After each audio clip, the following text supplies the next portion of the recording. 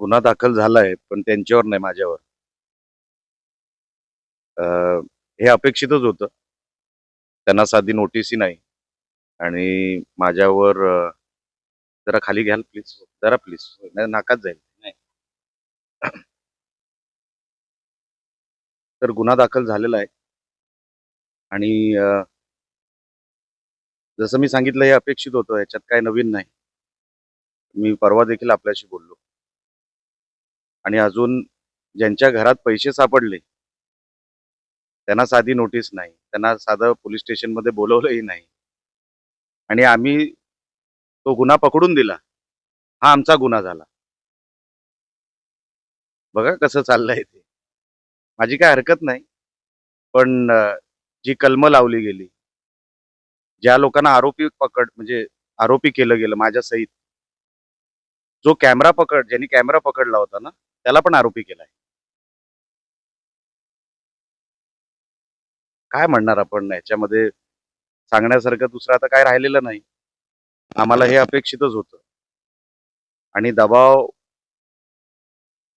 दबावाखाली हे सगळं चाललंय. हे आता स्पष्ट दिसतंय. म्हणजे तुमची लोकं मोकाट काही केलं तरी त्यांना सगळे अधिकार आहेत. चोरी करा, डाका टाका, पैसे उधळा, त्यांना सगळे अधिकार आहेत निवडणुकीमध्ये. आणि आम्ही गुन्हा पकडून दिला, तर आमच्यावर केसेस होतायत. काही हरकत नाही. असे अजून 10 केसेस माझ्यावर झाले, तरी पुढचे जे काही 3-4 दिवस आहेत, मी काय यांना सोडणार नाही. आणि मला विनंती करायची आहे पोलीस डिपार्टमेंटला. नोटीस आपण दिलेली आहे. एफ-आय-आर आपण केलेला आहे. आता मला अटकही केलं पाहिजे आपण. नुसतं नोटीस देऊन कसं होईल? बेल मी जेव्हा अप्लाय करीन तेव्हा करीन. पण नुसतं नोटीस देऊन एफ-आय-आर नंतर प्रोसिजर काय? अटक ना? कधी करणार? हे पण सांगितलं पाहिजे. नुसतं हा जो काही प्रेशर टाकण्याचा जो काही प्रकार आहे, नोटीस देऊन, एफ-आय-आर करून, माझ्यासारखा माणूस काही डगमगणार नाही. ते मग कुठे-कुठे मागे हटणार नाही. आता पुढची कारवाई जी काय करायची आहे ना, ती त्यांना करायची आहे. मी बघतोय ते काय कारवाई करतायत ते. मला हेही माहिती आहे ते काय करणार आहेत ते. जेव्हा मी बेल घेईन तेव्हा घेईन. आता आज नोटीस आलेली आहे. म्हणजे माझ्याबरोबर जे कोण आहेत, त्यांनाही नोटीस आलेल्या आहेत. आता पुढची प्रोसिजर पोलिसांना करायची आहे. पण मी जे सांगत होतो, की रवींद्र चव्हाण साहेबांच्या मार्गदर्शनाखाली हे सगळं चालू आहे. ते किती वेळा फोन करतायत, कोणाकोणाच्या नंबरवर फोन करतायत. त्यांचा पी-ए किती लोकांना फोन करतोय, किती लोकांच्या टचमध्ये आहे. हे मलाही सगळं माहिती आहे.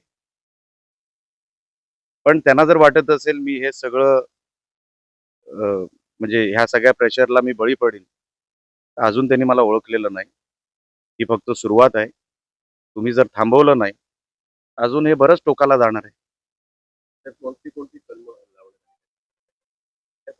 मी बघितली नाही हो. मी कशाला बघू? हे वकिलांचं काम आहे. पोलिसांचं काम आहे आता मला अटक करणं. जर त्यांना वाटतंय, की मी कुठे चुकलो आहे किंवा मी टोकाची जी काही भूमिका घेतली, तो गुन्हा आहे. आता पोलिसांनी पुढची कारवाई करायची आहे. मी कशी करणार? मी कसं सांगणार पोलिसांना पुढे काय करावं? मी माझं सांगू शकतो, की ज्यांच्या घरी पैसे सापडले, ते आज मोकाट आहेत.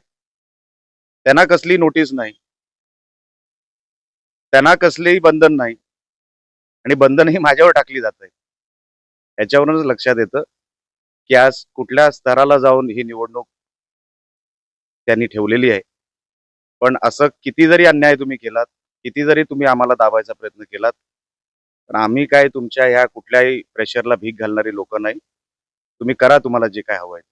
गृहविभागाचा हां? माझा आरोप हा फक्त एकाच व्यक्तीवर आहे आणि मी त्या एकाच व्यक्तीवर आरोप करणार. मी अख्ख्या पक्षाला किंवा दुसऱ्या कुठल्याही नेत्याला जबाबदार ठरवणार नाही. एका नेत्याला राग आलाय. आणि त्या रागापोटी हे सगळं चाललंय. आणि मला खात्री आहे की हे सगळं ते वाटोळं केल्याशिवाय थांबणार नाहीत. त्यांना वाटोळंच करायचंय सगळं. कारण का कसं असतं बघा, अहंकार ज्याला असतो ना, त्याचं वाटोळं तो स्वतःच करत असतो. जसं दुर्योधनने केलं, बरोबर? जसं रावणाने केलं. सगळं होतंच ना त्यांच्याकडे. नंतर अंत काय झाला? आपल्यामध्ये जे काय पुराणामध्ये लिहून ठेवलंय ना, त्याचं कधीतरी वाचन करा. पैशामध्येच फक्त गुरफटत राहू नका. अहंकाराने काही होत नसतं. माझ्यावर अजून 10 केसेस टाकल्या तरी चालतील. मला जे करायचं ते मी करणार. मला जिथे पोहोचायचंय तिथे मी पोहोचणार. पोलिसांनी मला थांबवून दाखवावं. त्यांनी हेर लावलेच आहेत माझ्या मागे. हे काय माझ्या आजूबाजूला फिरणारे तुम्हाला काय वाटतात? हे ड्युटी करतायत, हे हेर आहेत. किती जरी तुम्ही मला कैचीत पकडायचा प्रयत्न केला, मी सन्माननीय राणे साहेबांचा चेला आहे लक्षात ठेवा. ते माझे गुरु आहेत. म्हणून अशा कुठल्या चक्रव्यूहमध्ये असं काही मी अडकणारा नाही. कारण का मी तुम्हाला वेळोवेळी सांगतो, माझं असं काही घेणं-देणं नाही हो. आपण स्वच्छ हाताने चालणारी माणसं आहोत. पण त्यांना जे घडवायचं आहे, ह्या जिल्ह्यामध्ये त्या कल्चरच्या मी विरोधात होतो. आता त्यांनी तो वॉर पर्सनल केला. काही हरकत नाही. मी हेच तुम्हाला सातत्याने बोलत आलेलो. रोज-रोज तुम्हाला पण किती सांगणार एकच विषय आहे. पण आज केसचा विषय जो आहे, माझे वकील बघून घेतील आणि जोपर्यंत मला बेल मिळत नाही, तर मला फिरू द्यायचं की मला अटक करायचं, हे आता पोलिसांवर आहे. गृह विभागाचा दबाव. मी साहेब या अगोदरच्या प्रश्नाचं उत्तर देतानाच आपल्याला सांगितलं, की माझा आरोप हा फक्त एकाच व्यक्तीवर आहे. मी सरसकट सगळ्या नेत्यांना जबाबदार ठरू शकत नाही. कारण का मला माहिती आहे काय होतंय. साहेब मी होतोच ना तिकडे. मला माहिती आहे ना काय होतंय, कोण जबाबदार आहे या सगळ्या विषयाला. म्हणून वरचे सगळे नेते हे चांगले आहेत. कोणी दबाव टाकायचा प्रयत्न करत नाहीये. कोण दबाव टाकायचा प्रयत्न करतोय, हे मी तुम्हाला त्यांचं नाव सांगितलंय. 36 तास उलटून गेले तरी अद्याप त्यांच्यावर गुन्हा दाखल करण्यात आलेला आहे. मला वाटत नाही त्यांच्यावर गुन्हा दाखल होईल सुद्धा. कारण का त्यांचं कसं झालंय ते त्यांचं शुद्धीकरण आहे ना तिकडे. ते पैसे शुद्ध झाले तिकडे जाऊन.